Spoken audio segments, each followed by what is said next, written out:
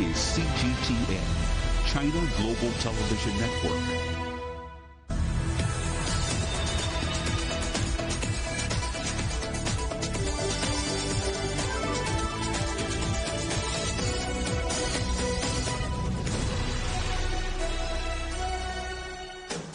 Live from London, this is Global Business.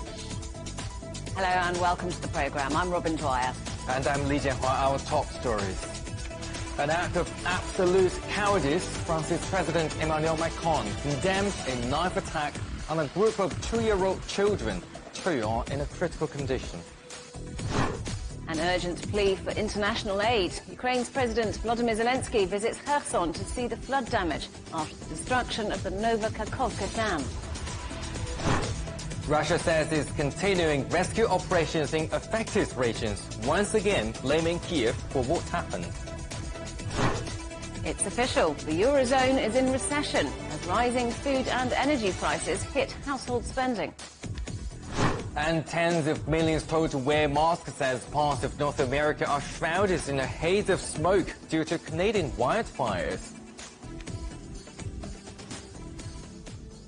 3 people, including 2 young children, are fighting for their lives after a knife attack in France.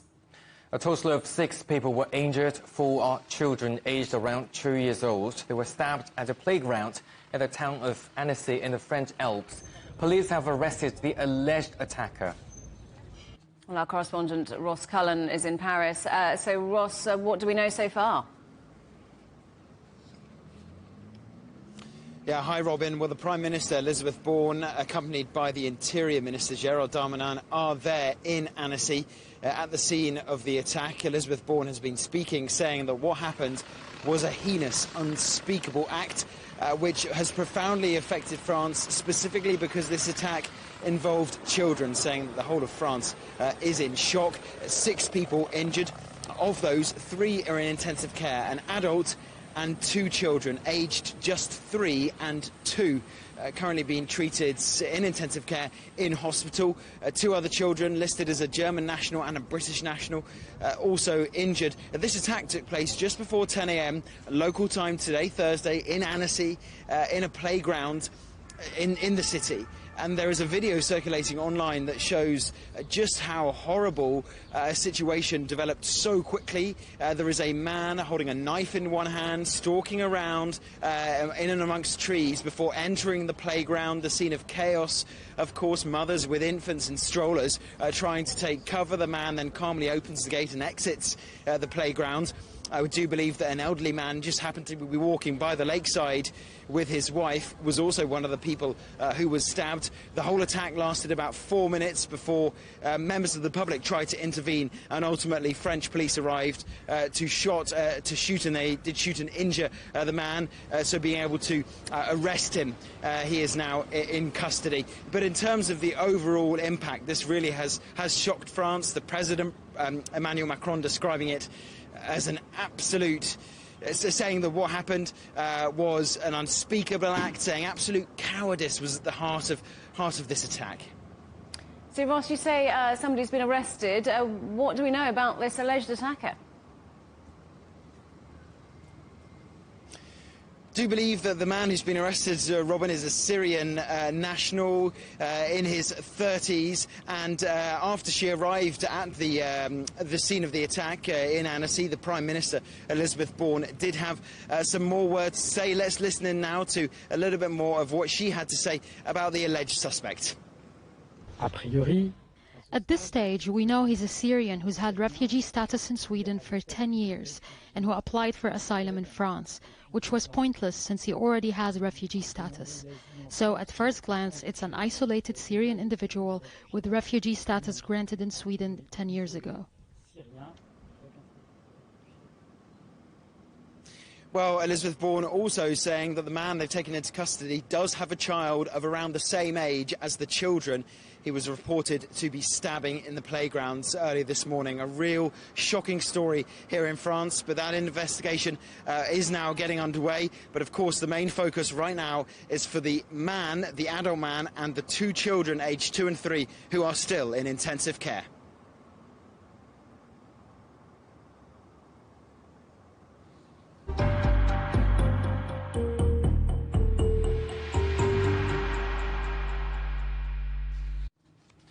Ukrainian President Volodymyr Zelensky has visited the flood-hit region of Kherson to see the emergency response effort following Tuesday's breach of the Nova Kakhovka Dam. Thousands of people are still being evacuated to safer areas as dozens of communities have been left inundated by the floodwaters.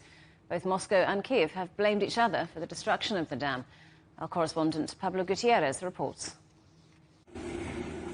Rescue workers raced to evacuate people from flooded villages near the Dnipro River. The destruction of the Kakhovka hydroelectric dam sent thousands of cubic feet of water gushing downstream, threatening 80 settlements and thousands of residents on the river's Ukrainian-held and Russian-held sites. Ukrainian President Volodymyr Zelensky toured the disaster area in Kherson and pleaded for help from the international community. Now, a clear and prompt response from the world is needed to what is happening. It's even impossible to accurately determine how many people in the temporary occupied territory of the Kherson region may die without rescue, without drinking water, without food, without medical assistance. Our military and special services, to the extent possible, despite the shelling, are saving people. Thousands of residents are without food and drinking water. According to Ukrainian authorities, water levels peaked at just over 3 meters in the city of Kherson and are expected to recede in the coming days. Thousands of people have been evacuated while the fighting continues.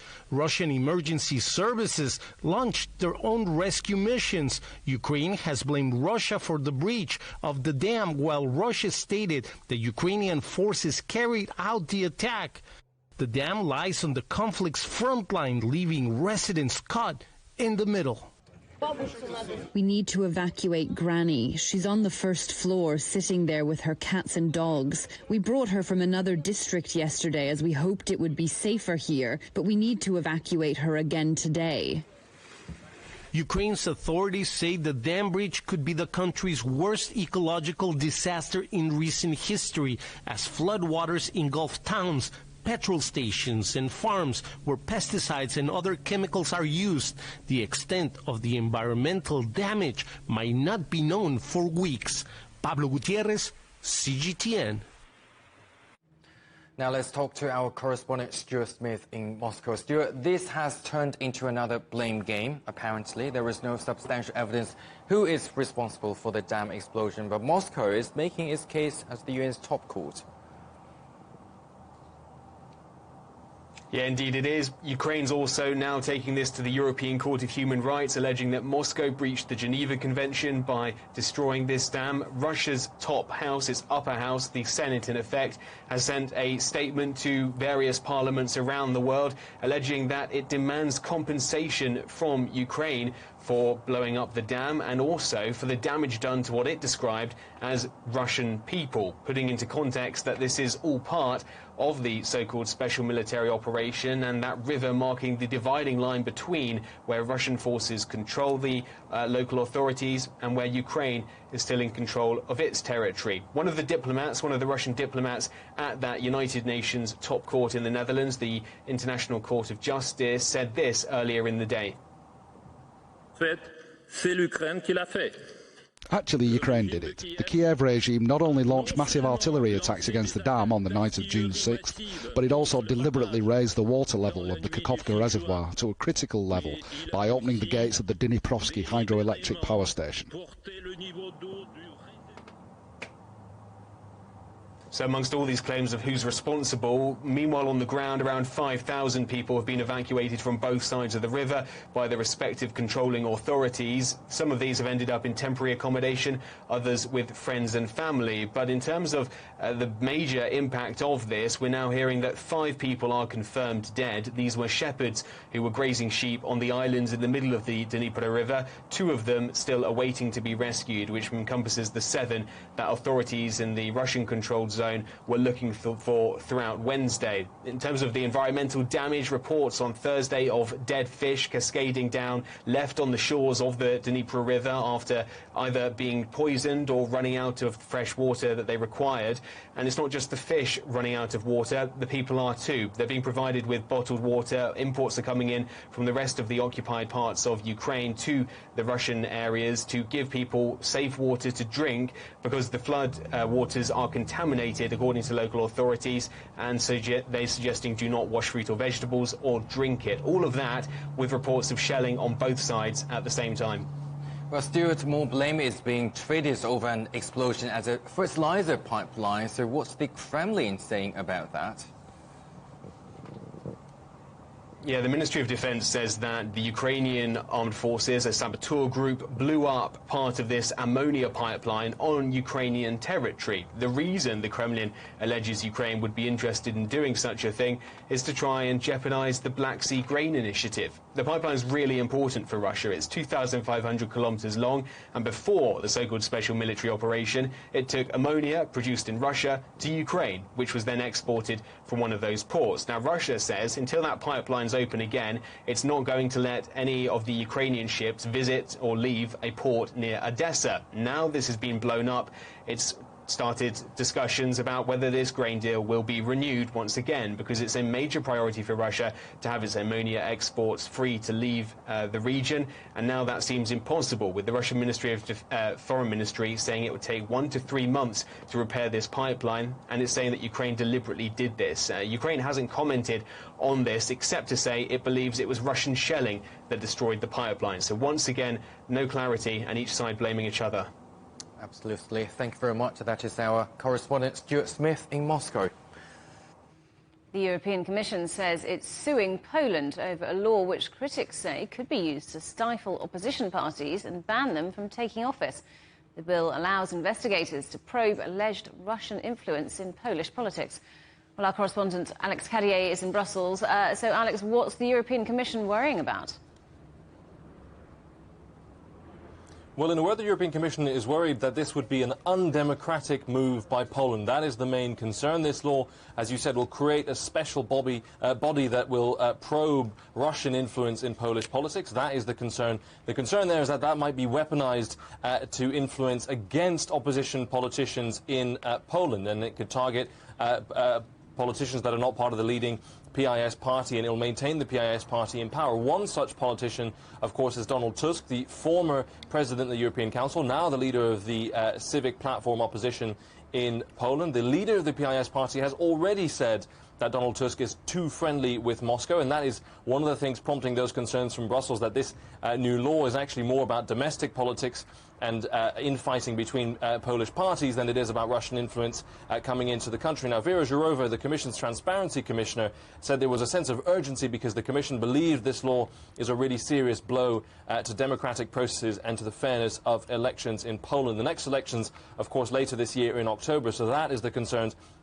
Dealing with this as quickly as possible, using that to block out opposition parties from politics. We've seen the leader of the opposition already, or the leader of the PIS party already accusing other politicians of being too friendly with Moscow. So that's the concern. Now, this legal challenge is known as an infringement procedure. Warsaw has 21 days to give its response to the European Commission. If the Commission is not satisfied with that response, they can then take the Polish government to court, and after that lay fines at the door of the Polish government. So this will take a little bit of time, but certainly tension between Poland and the European Commission. And Alex, there's division within Poland itself over this law. Yeah, you're absolutely right. Huge opposition to the government in general, to some of the moves the Polish government is doing at the moment. We've seen hundreds of thousands of people taking to the streets of Warsaw and other towns and cities across Poland. The opposition political figures saying it was the biggest protest in many, many years in Poland, opposing what they see as the Polish government moving towards a more autocratic way of doing things and a less democratic way of doing things, including reforms to the legal system. Another issue that the European Commission has concern with. We saw the mayor of Warsaw saying that this new law, this new body investigating Russian influence in Poland, would be a Bolshevik tribunal. Very strong words from the mayor of Warsaw, which I should say is an opposition politician as well. Also adding that it is no wonder that the EU is taking action. So The Polish government, in response to all of this, downplayed these protests, saying they weren't as big as the opposition was claiming, also downplaying the legal action from the European Commission, saying that it is meddling in internal Polish affairs. This is a purely sovereign issue for Poland, and that the European Commission should not be meddling, and that it has a baseless, this is a baseless attack. That is the line from the Polish government in response. Now, this is not one, but many legal battles between Poland and the European Commission, including on those reforms, as I said, of the legal system. So, in response to that, the European Commission also withholding billions of euros of funding for Poland, so quite a lot of tension. Now, that's not to say that the EU and Poland are not aligned on their opposition to Russia, on their support of Ukraine in the face of Russia's invasion, but they are possibly divided on exactly how best to counter the threat from Russia. Alex, thank you very much. That's our correspondent, Alex Cadier, in Brussels. You're watching CGTN Still Ahead. Renewing this special relationship, the British Prime Minister is in the United States talking trade, AI and boosting ties.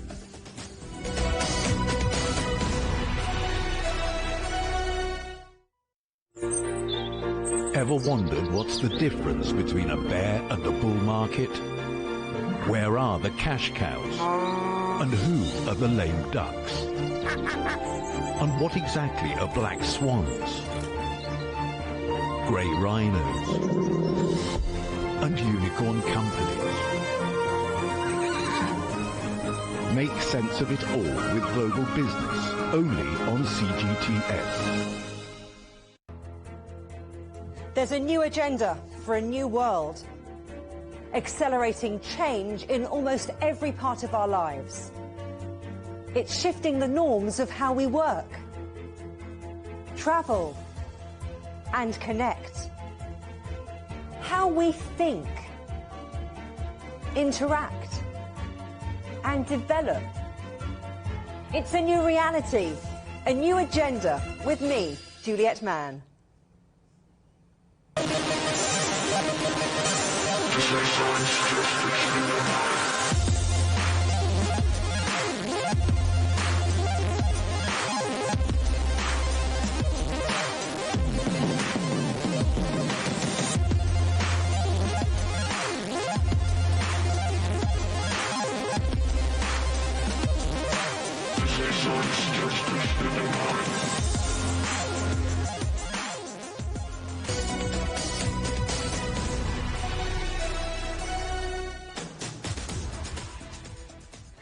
Welcome back. The Eurozone economy fell into a technical recession in the first 3 months of 2023. That's according to new revised data. Several countries who used the euro currency reported downturns, with Ireland's economy shrinking 4.6%, and Germany, Europe's largest economy, shrinking by 0.3%. Eurozone GDP as a whole fell by 0.1% in the first quarter compared with the last quarter of 2022, despite forecasts for growth of between 0.1 and 1.3%. And household spending fell by 0.3% due to the cost of living pressures, while government spending was down 1.6%. Now let's speak to the international economist and business consultant Vicky Price. Vicky, great to see you. So it's been confirmed the Eurozone has fallen into a recession. Why is that? Well, as you highlighted, I think the cost of living crisis has been a very important part of it, and you've seen consumers scaling back a little bit. Inflation, of course, is coming down in Europe quite fast. In fact, in some countries it's halved just over the last few months. But nevertheless, what people have found is that their wages have not been keeping in line with inflation. In fact, there hasn't been very much wage push in most European countries. And that, of course, means that with this very high inflation, particularly food prices, still being incredibly high in shops across Europe, you've seen this reaction. There has also, however, been a slowdown in government spending, and that has been part of the reason why we've seen this decline. But the most important factor in all this is Germany. Germany has been struggling, has cut down very significantly, of course, its use of energy from Russia, of course, but also it has asked everyone to reduce their consumption of energy, and it has managed to do that. It's not very surprising that industrial production has suffered, and I think it is mainly Germany which has been influential in the overall Eurozone GDP coming down, but only slightly. The wider EU area still saw an increase in the quarter. Yeah, as you said, the inflation has been persistently high and about 7% in April. How long will that continue to be a concern in Europe? What we saw was in May, it came down to just over 6%. So there's been an improvement that's taken place. Of course, these figures get revised, just like the figure for GDP that we just got, which originally suggested that we wouldn't have seen a recession in Europe. But unfortunately, at the end, we did. The interesting thing, if you look across, is that quite a lot of countries which saw a decline in GDP had done very, very well until now. One of them is Greece, from where I'm speaking to you now.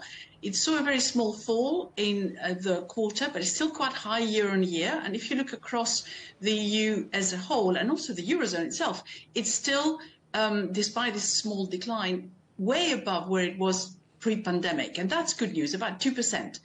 So it suggests that perhaps, particularly if the inflation rate does continue to go down, there could be a bit of a bounce back. But I think most forecasts now are assuming that growth this year will be pretty flat. And Vicky, how will this downturn influence the European Central Bank's decision on interest rates? That's a very, very good question. I mean, increasing interest rates when you're in recession, even if it is a small recession, is completely against any norms, if you like, that we have as economists. And there is a bit of a worry. There is a meeting, of course, on the 15th of this month. The ECB is expected to increase rates by a further 0.25%. But nevertheless, what it does remind one of is what happened in 2011 when the previous, or Jean-Claude Trichet, who was the head of the European Central Bank, raised rates that year twice, and only then discovered that actually the Eurozone was in recession. What followed after that was deflation and very slow growth in the economy. Obviously, the ECB doesn't want to repeat that mistake, so I think all eyes will be on it on the 15th of this month. Thank you very much. That is Vicky Price, the international economist and business consultant. Thank you very much for your insight. Thank you. British Prime Minister Rishi Sunak is meeting US President Biden at the White House to discuss strengthening trade ties. The UK wants to move closer to Washington, though the Biden administration has ruled out the idea of a swift post-Brexit trade deal. Mr Sunak has also met members of Congress during his visit. Victoria Honeyman is an associate professor of British politics at the University of Leeds. I asked her whether any agreements might be made at this meeting. Both will be under a certain amount of pressure to make the meeting successful. But actually, both of them have got considerable other things on their plate. So, for example, I don't think that Biden is going to be signalling any big moves in terms of a large-scale agreement with the United Kingdom on trade because of his concerns over issues such as Northern Ireland and the Good Friday Agreement. So I think that we might see some piecemeal agreements. We'll probably see discussion of areas of cooperation and working together. But we're not going to see any huge agreements being announced here. I think it'll be relatively small-scale projects that both sides can point to as positive signs of the relationship still working well, but really neither of them have to give a lot of ground in order to secure those. And what do you think this meeting says about what's often called the special relationship, the one between the United Kingdom and the United States? It's very interesting that it's going on, and very often when we talk about the special relationship, the argument is made that it's a term that is often spoken of in English or British accents rather than in American ones. Both of them have things that they want to achieve here, not just in terms of policy, but also in terms of appearance. Rishi Sunak is looking towards elections. There'll be a general election in the United Kingdom before the end of 2024, so he'll be looking to try and secure his position as a global statesman. He'll want to present himself as a good prime minister, pushing Britain on the international stage. Joe Biden is obviously looking towards his re-election prospects. Again, he will want to be talking about the special relationship with the United Kingdom. It does tend to be when elections are in the offing that we see UK prime ministers and American presidents particularly come together, although they do obviously meet at other times. But I think that both of them will be wanting to present themselves as being statesmen, global ambassadors, building strong relationships internationally. And I think that that will be the primary point of the meeting. Whether they can get anything out above and beyond that, I think will just be an added bonus. And Rishi Sunak has also been touting the UK's defence minister as a possible new head of NATO. Is this part of Britain trying to secure a prime position on the world stage? I think there's certainly an element of that. Britain has always given a certain degree of primacy to NATO. It is one of the organisations, perhaps the organisation that Britain considers to be most important in terms of bilateral relationships and multilateral relationships in foreign policy terms.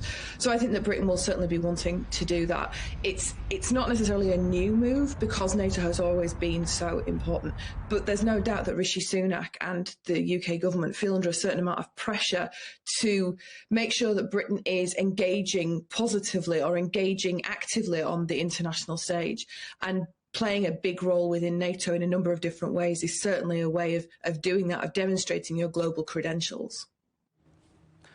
Millions of people across North America have been advised to wear face masks due to poor air quality caused by hundreds of wildfires in Canada. Smoke blanketed New York's skyline and is expected to spread to parts of the East Coast in the United States.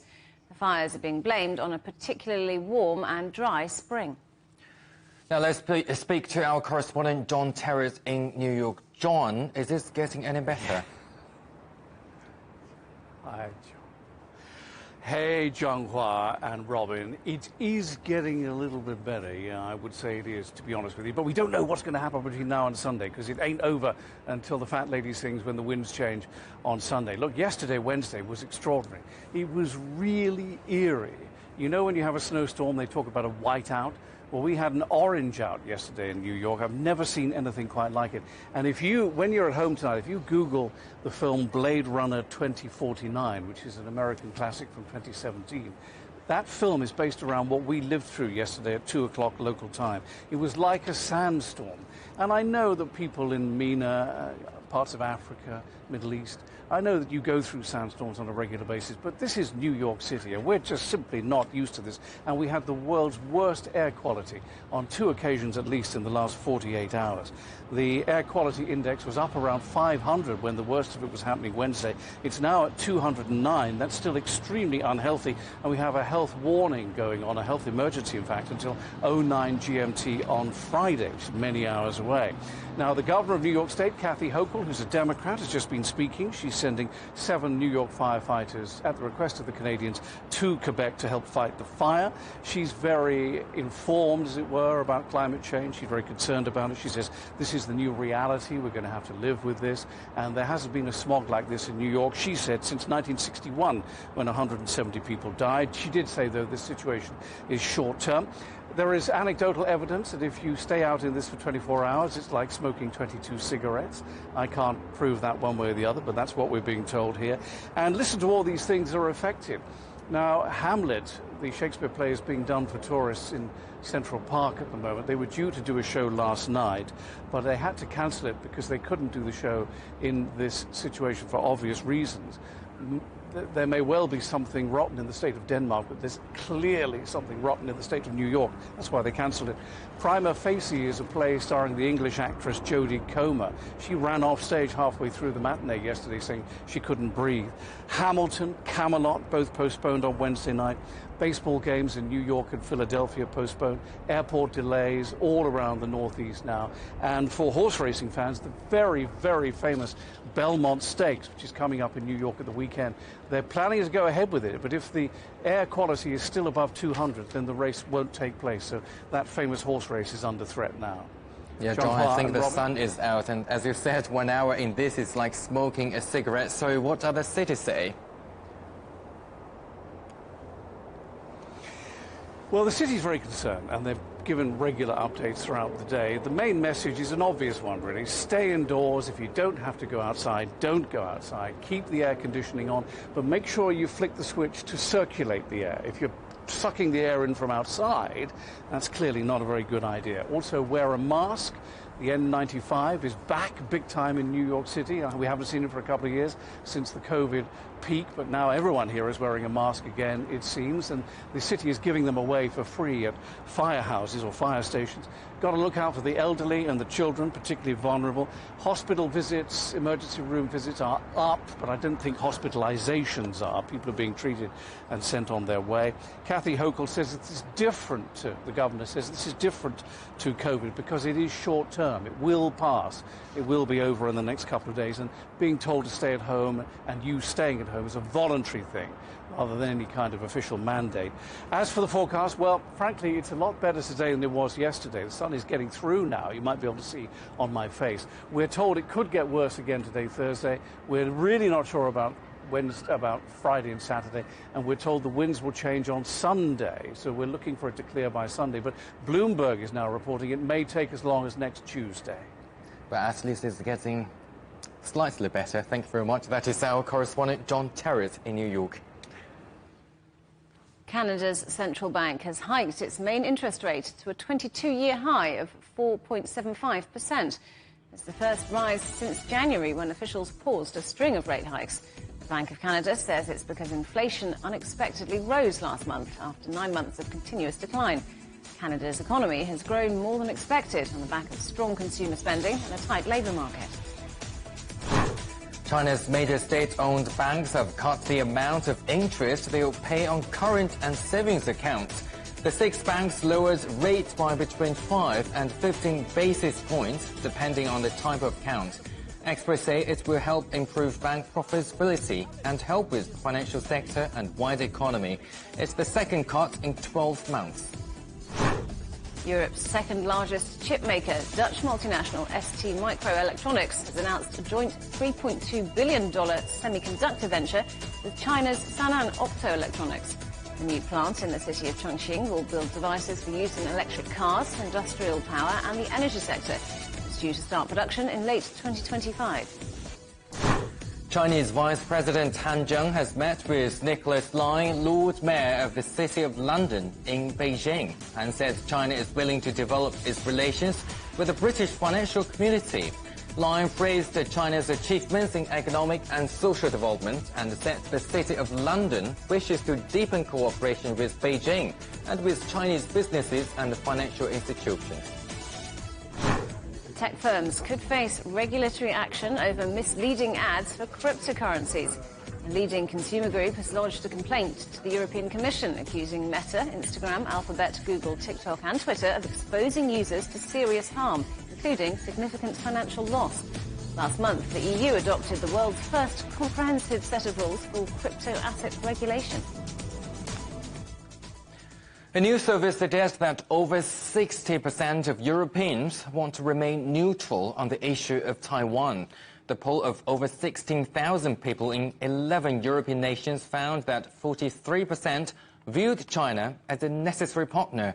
The 3 other categories were ally, rival or adversary. 63% said their country should not take sides in any conflict between the US and China over Taiwan. That's broadly in line with recent comments from French President Emmanuel Macron, when he warns of getting caught up in crises that are not ours.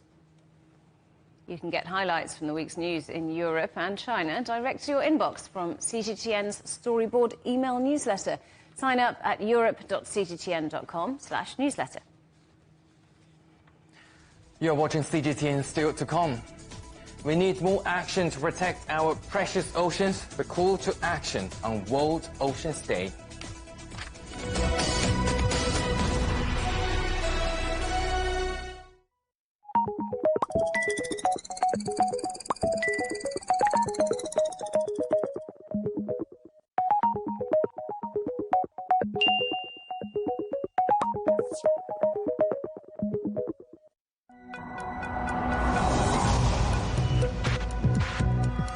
Each day, there are millions of stories.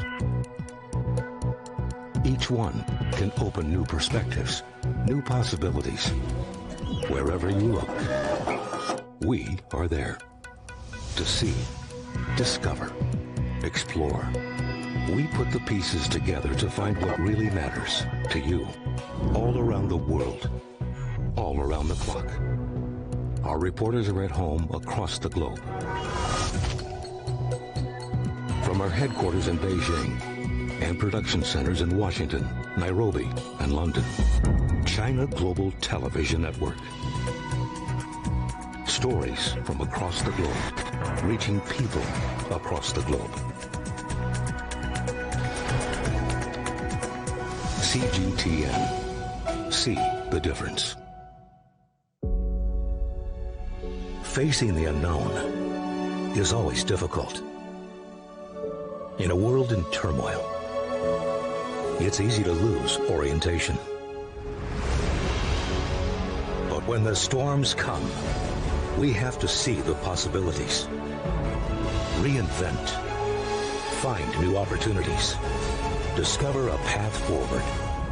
CGTN. See the difference. What do we mean when we talk about the difference? Brazen axe. The difference is in the detail. The background. Defense ministers from the wider angle and perspective of every story.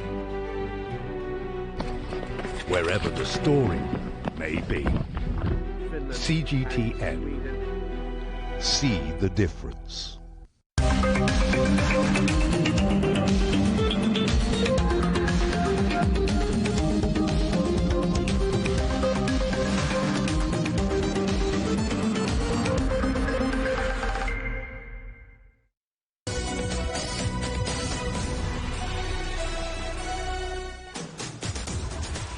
Welcome back to Global Business Europe with Robin Dwyer and me, Li Jianhua. The headlines again. An act of absolute cowardice, France's President Emmanuel Macron condemns a knife attack on a group of 2-year-old children. 2 are in a critical condition. An urgent plea for international aid. Ukraine's President Volodymyr Zelensky visits Kherson to see the flood damage after the destruction of the Novokakhovka Dam. While Russia says it's continuing rescue operations in affected regions, once again blaming Kiev for what happened.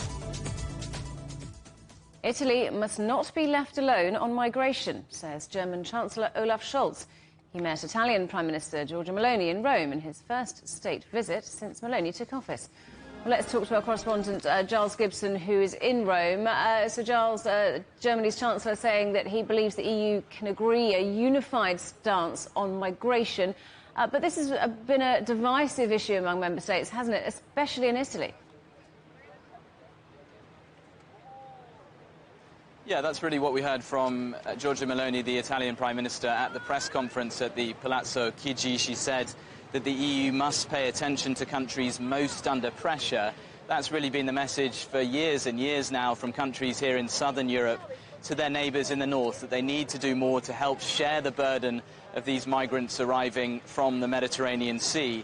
And we actually saw the German Chancellor Olaf Scholz echoing some of those comments, saying that we shouldn't dump our problems on someone else.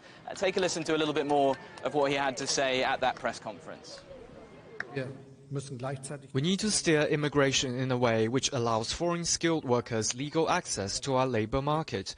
This also means that those who are not entitled to stay must return and be able to return to their country of origin. That's why it's important to establish a reliable cooperation with the countries of origin and transit countries.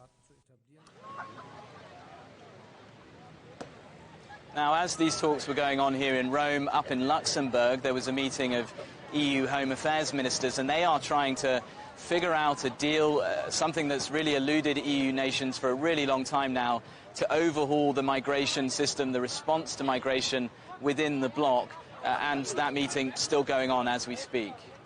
So migration high on the agenda, but what else did the two leaders talk about?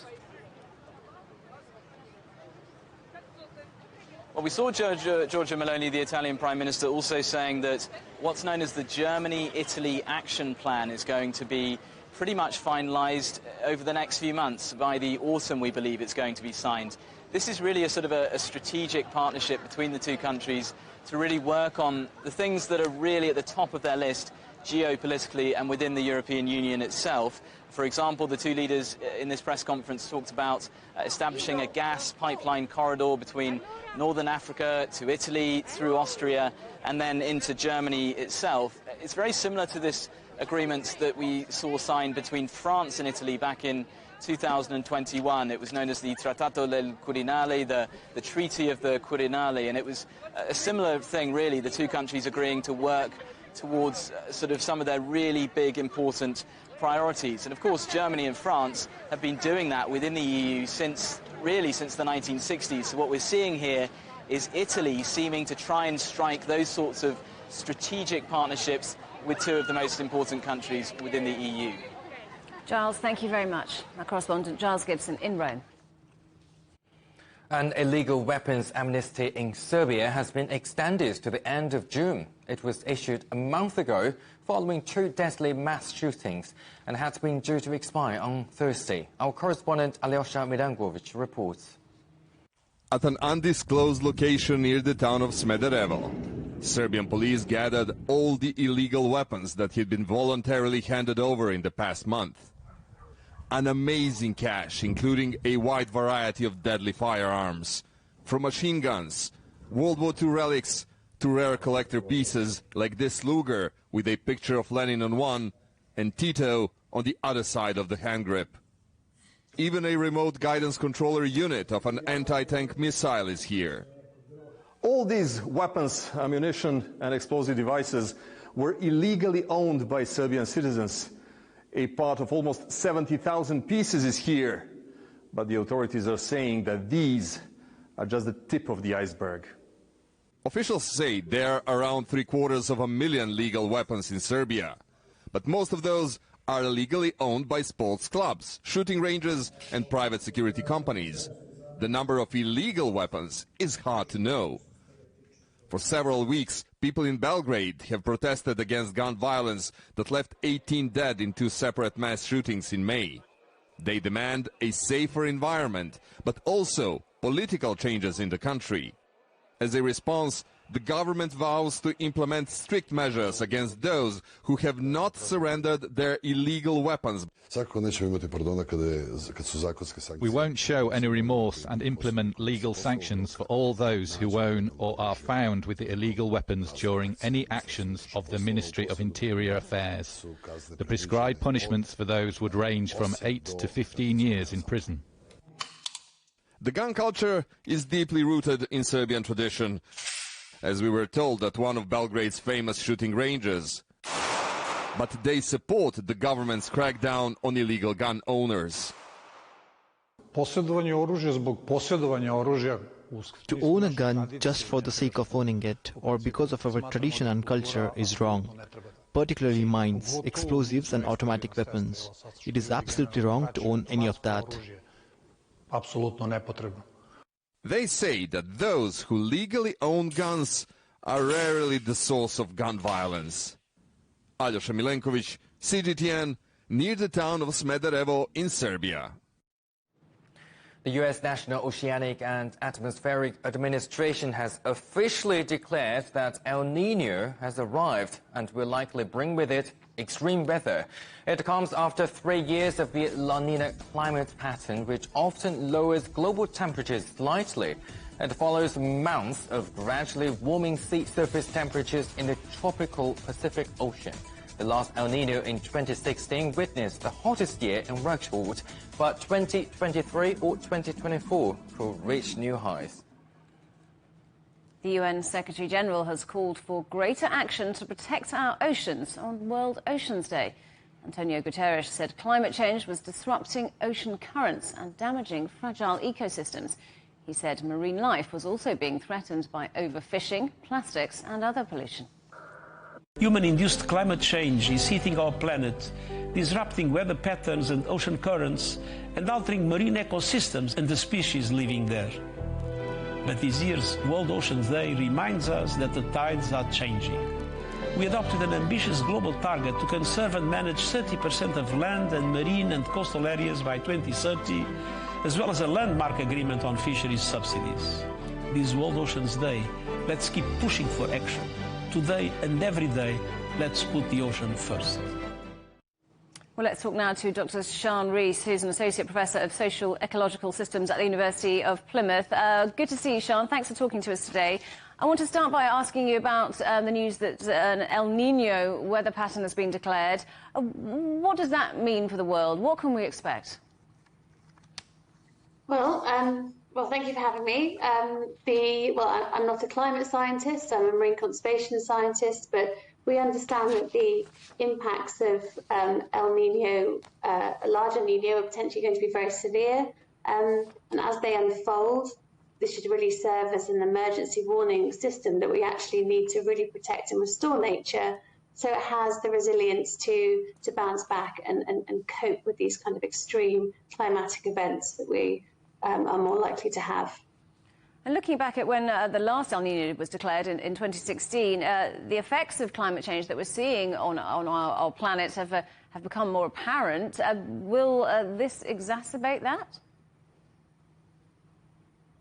Well, any situation where we lose nature, we basically lose all those benefits that nature provides. So, for example, the oceans provide us with the air that we breathe, with the food that we eat, and anything that exacerbates that should make us much more, should create much more urgency in the need to mitigate for climate change in terms of large-scale restoration projects for nature, particularly within the marine environment. So when it comes to our oceans and the ecosystems within them, what are the biggest problems they're facing? Is it something like climate change, or is it something that people are doing? Well, climate change has the potential to be quite, not quite, will have a huge impact on the oceans. But the biggest threat when we remove climate change from that equation are the activities which cause destruction of marine ecosystems, and these are unsustainable fishing practices, and this is closely followed by the impacts from pollution from the water and the farming industries.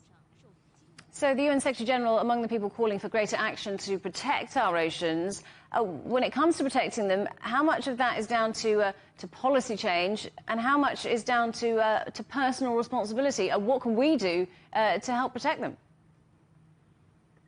Well, what we have to do is we have to really accelerate ocean conservation towards this idea that we need to have 30% of our marine ecosystems really protected for those critical, what we call ecosystem services, those benefits that nature provides. So the policy change is clear. We have to work up to that 30%. And then that doesn't mean that we then just get to trash the rest of the ocean. We then have to think about how we use that other 70% sustainably. So there's some really exciting innovation around sustainable shellfish farming, seaweed aquaculture, that can have really amazing effects for both ecology and economy. Within our own personal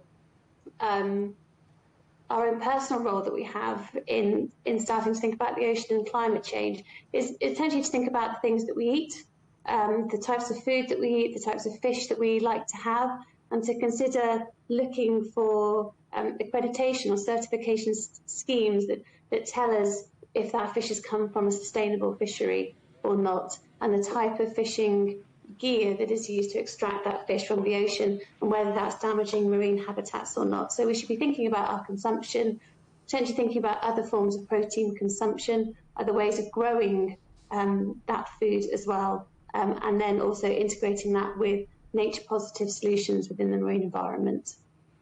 Sian Rees from the University of Plymouth, good to talk to you today. Thank you for joining us. Thank you. Coming up on CGTN, fruit from the east, China's lychee, you can also call it lychee, captivating European consumers.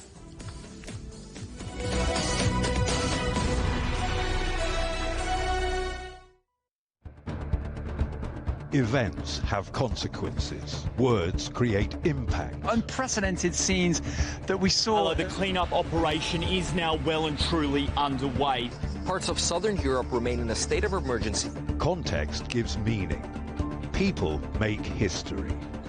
far more than 1,000 people have come here today. But authorities are still on high alert. So, into the attention of world leaders. A complex world demands a comprehensive view. But with the cleanup efforts more or less under control, the economic impact is bound to ripple across the country. There's plastic pollution everywhere. Because the world today matters for your world tomorrow. This is the living area of the crew. And in these mountains, they recently finished building a power plant. Well, this is something completely different. The world today, every day on CGTN.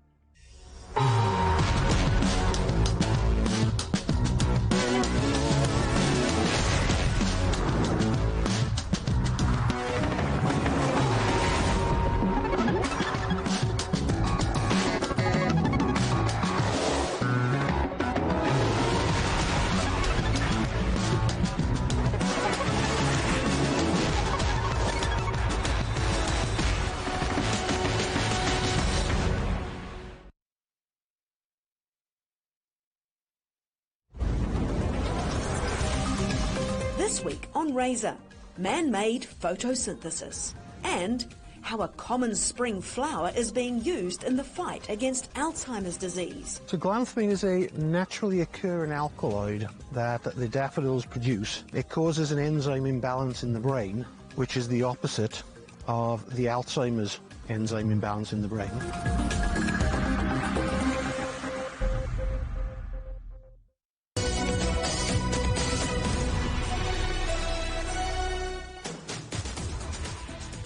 Welcome back. Parts of the Atlantic coast in the Americas are facing a growing problem, a type of seaweed that rots, releasing dangerous toxins. Sargassum floats on the ocean surface, but this year is washing up on beaches more often. Now, a company on the other side of the Atlantic in Scotland thinks it has found a solution. Our correspondent Neil Cairns reports. Seaweed has been having a moment. Eco-influencers and columnists rave about its benefits in everything from beauty products to biofuels. But what do you do with a seaweed that is so toxic you can't even safely bury it in the ground? So, Paddy, I thought seaweed was cool. Seaweed is really cool, but there's lots of different types of seaweeds. There's about 11,000 different kinds that we've documented, and the one that we're dealing with here, the sargassum, that has quite poisonous properties.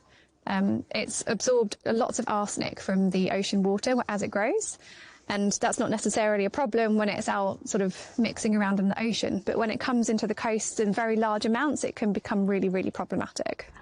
The floating seaweed sargassum is a useful part of its ecosystem, providing much-needed shelter and breeding grounds for birds, fish, eels and sea turtles.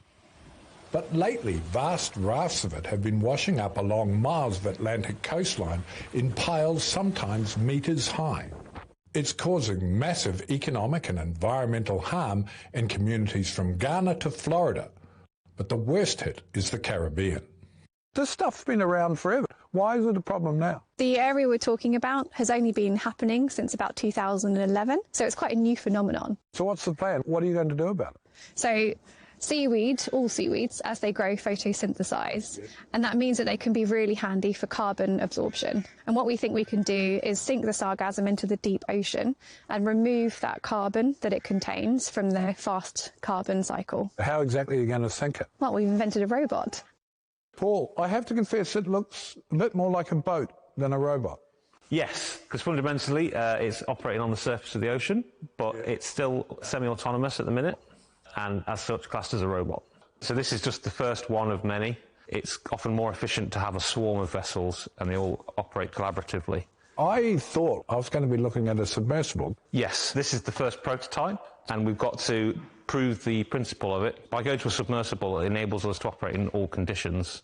This gets pulled through the water and the sargassum enters through here. Then it builds up until it's full, at which point the winch will allow it to drop, and that takes it down to the designated depth. And there's little tiny air sacs on the sargassum, about the size of a pea. At the surface, the sargassum's still buoyant. As it sinks, it pivots downwards. This only goes down to 200 metres, and at that depth, the water pressure crushes the air sacs, at which point it becomes negatively buoyant. As it falls down to the designated depth, it will literally just fall out of the bottom. But you're going to take this stuff, tons and tons of it, and drop it into the ocean. When the seaweed comes up to the coast, it's very, very densely packed. We're not doing that. We're taking the seaweed when it's out at sea. It's not so dense, and we're spreading it over a large area, so it's not compacted. So we're looking at putting seaweed down there at around 10 grams per metre square at most. And what will happen to that, the 10 grams? That'll get remineralised, the bacteria will degrade it, or it'll get sedimented. So if it's remineralised by the bacteria, you're looking at thousands of years of removal from the carbon cycle. If it's sedimented, you're looking at millions of years. So once you put carbon into there, it's just taking it away. And that's what we need to fight climate crisis. That was Seaweed Generation's Chief Scientific Officer, Mike Allen, ending that report by Neil Cairns. Chinese fruit, the lychee, of course you can also call it lychee, is becoming more popular outside of Asia. In France, as well as being good to eat, the fruit's also fast becoming a staple in the hair and beauty industries. Our correspondent Nasli Marhas reports. Fresh lychees are exported from China to 21 countries around the world. In newer markets in Europe, like France, Chinese lychee growers are on a campaign to woo new palates. I think not too popular, but I knew it before. So in the Chinese restaurants, you get it for dessert or as a juice. And I know it from markets. I enjoy to peel it, and the color, the sweetness, and the juiciness. French consumers seem enchanted by the Chinese import, and it's more than just its charming red color and bite-sized freshness. It's considered a superfruit because it's rich in vitamins, minerals, antioxidants, and other beneficial plant compounds. On Mauritius and Réunion Island next door, we also have lychees, so I know them. Because it's a tropical region, the lychees are sweeter. Cherries, raspberries and strawberries are already part of the French summer diet, and soon Chinese lychee growers hope the king of China's exotic fruits will join this list. It's already found a place in the French beauty market. Extracts of the modest little lychee are commonly used in perfume, skincare and hair products. The main lychee season runs from April to July. According to industry trade mapping, China's lychee export market was worth about $64 million in 2021. Annually, China exports over 21,000 tons of fresh lychees. As demand grows in France, close to 3,000 shipments of the fruit stock local shelves every year. Lots of foreigners know lychees, know Chinese fruits. Yeah. And they want to try new things, they want to try new fruits, want to try the special foods from all corners of the world. As consumers also become more health conscious, the specialty fruit is slowly gaining popularity in Europe. The industry says while the average consumption remains low, they're hoping to change that soon. Nathalie Malchas, CGTN, Paris. The headlines again, an act of absolute cowardice. France's President Emmanuel Macron condemns a knife attack on a group of 2-year-old children who are in a critical condition. An urgent plea for international aid. Ukraine's President Volodymyr Zelensky visits Kherson to see the flood damage after the destruction of the Nova Kakhovka Dam. While Russia says it's continuing rescue operations in affected regions, once again blaming Kiev for what happened. And that's it for Global Business Europe. Thanks for watching. More on all our stories at europe.cgtn.com, and do follow CGTN Europe on Twitter, Facebook and Instagram. And you can go to CGTN Europe's channel on the Telegram app or scan the QR code on the screen to get stories and updates sent direct to your phone. Coming up next on CGTN Africa Live. See you again tomorrow, same time, same place, from all the team in London. Goodbye. Goodbye.